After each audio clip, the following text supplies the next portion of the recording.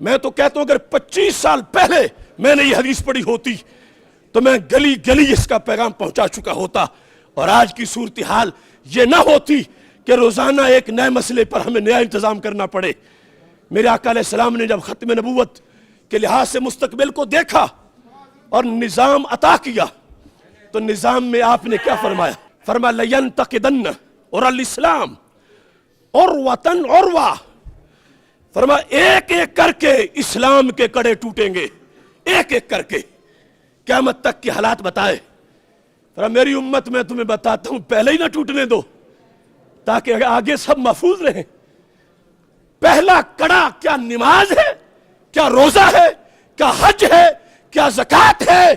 یہ pillars of اسلام ہے، نہ انکار ممکن ہے اور نہ کوتاہی جائز ہے، مگر پہلا محاذ نماز نہیں ہے کہ سب اس پہ اکٹھے ہو جاتے سارا دین بچ جاتا۔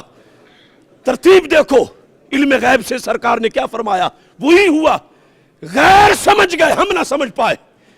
میرے آقا علیہ السلام نے فرمایا ایک ایک کر کے اسلام کا کڑا ٹوٹے گا، جب ایک ٹوٹے گا تو میری امت دوسرا پکڑے گی، دوسرا ٹوٹ جائے گا، تیسرا پکڑے گی، کافر تیسرا توڑ دیں گے۔ پہلے ہی نہ ٹوٹنے دو، سب کٹھے ہو جاؤ پہلے پہ۔ وہ کیا ہے؟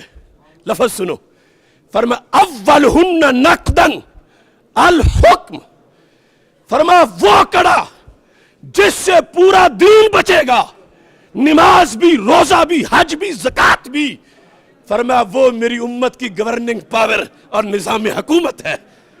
اگر میری امت نظام حکومت اپنا بچا گئی تو ان کے مصلے بھی محفوظ، ان کے آستانے بھی محفوظ، ان کی مسجدیں بھی محفوظ، مدارس بھی محفوظ۔ اور اگر نظام غیروں کو دے دیا تو پھر سب کچھ لٹے گا۔ اب 400 مدارس برما والوں کے کہاں گئے؟ شام کی وہ خانقاہیں، میرے ساتھ وہ حضرات پڑھتے تھے بغداد شریف میں، 5-5 ایکڑ کی خانقاہیں بغداد شریف، عراق اور شام کی، داعش نے اپنی جیلیں بنائیں۔ ایسا کیوں ہوا؟ اولہن نقدن الحکم، حکم اسلام، نظام مصطفیٰ صلی اللہ علیہ وسلم، اس پہ کافروں نے پہلا حملہ کیا اور اتنی غلاظت گھوڑی کہ اس موضوع کو ہی ہمارے نصاب سے نکال دیا۔ پھر آخرہن الصلاۃ، سرکار فرماتی آخری حملہ ہوگا نماز پہ، پہلا نظام پہ ہوگا۔ اگرچہ پڑھتی تو ہر وقت ہے مگر پہلا نظام پہ ہے۔ نظام بدماشوں کے لیے نہیں کہ وہ چلائیں، نظام ڈاکوؤں کے لیے نہیں وہ چلائیں، نظام امریکہ کے لونڈوں کے لیے نہیں وہ چلائیں، نظام وہ ہیں جو خلافت راشدہ کی سیٹ پہ پیچھے بیٹھنے والے ہو۔ یہ المیہ ہے، ایک ایک مسئلہ آج اس کی حفاظت کے لیے ہمیں نکلنا پڑے گا۔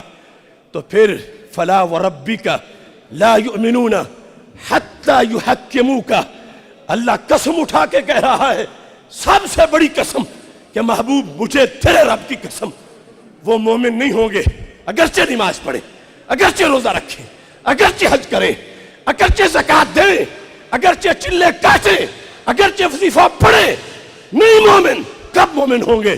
فرمایا حتی یحکموک، محبوب جب تمہاری حکومت لے آئیں گے، مانیں گے تو پھر مومن ہیں۔